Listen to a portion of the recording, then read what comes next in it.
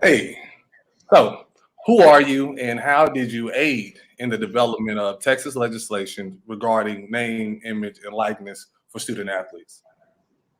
Yeah, my name is Matt Krause, and I'm a state representative from House District 93, which is up in Tarrant County, parts of North Fort Worth and North Austin, or I mean North Arlington. Sorry, Fort Worth and Arlington.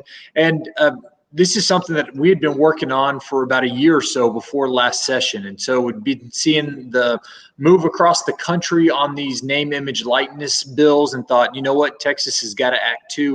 We've got to act quick. So my chief of staff and myself worked on this for about a year before session started. And then once session started, we worked with all the players, the senators, the representatives, the chairs of the committee to make sure that we had a good bill that would be helpful for college athletes.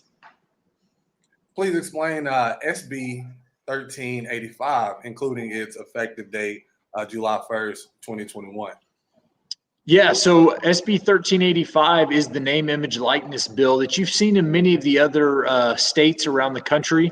The reason we put the effective date for July 1st is because we didn't want to wait any longer or put Texas at a disadvantage when all these other states were going to something a lot quicker. And so it's basically the bill that says college athletes, you deserve to get some kind of compensation for your name, your image, and likeness. We've seen for so long that college athletes have made millions, tens of millions, hundreds of millions of dollars for the programs they represent without getting any of that compensation themselves. So this just allows them to use their name, image, and likeness to ensure that they can make some money and receive the fruits of their labor.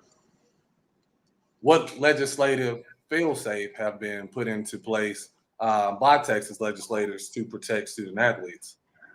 Yeah, we've done a few different things. One is ensure that these athletes go through literacy classes, financial literacy courses. And we want to make sure that now that they're bringing in some money, you've seen the quarterback at Alabama is bringing in $1 million already.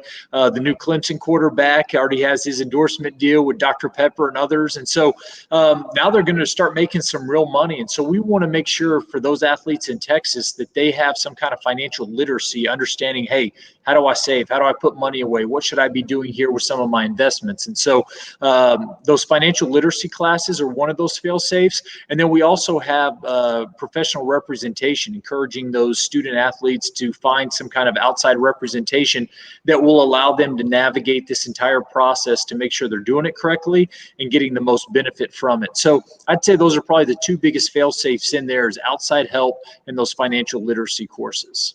Right, perfect. So UNT has established a business agreement registration process requiring student athletes to disclose their NIL agreement and earnings. Is that type of rule within the scope and intention of Texas legislation, SB 1385?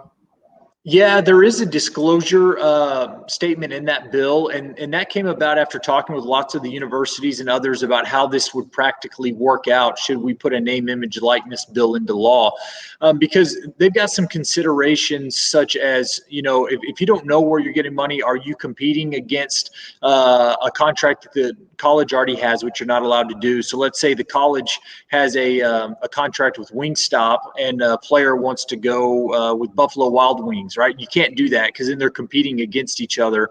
And so the disclosure helps there. It also helps student athletes are not allowed to get compensation from or be endorsed by kind of a myriad of businesses that might be seen as immoral.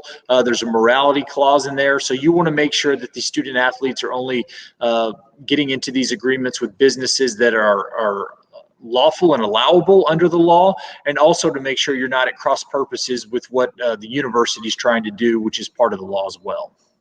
Right, perfect. Okay, that was a real brief interview. I really appreciate you coming on. And that was perfect.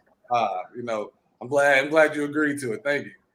Yeah, hey, absolutely. Anytime you need anything, let us know. It's kind of a new frontier these college athletes getting paid. My guess is you were a college athlete or could have been a college athlete. I played basketball in college. And so it would have been incredible for guys like you and me to have these things, have these laws in place growing up. So hopefully those coming behind us can benefit from them, because I think it is a good thing for them to be able to get some kind of compensation for what they're doing for their universities.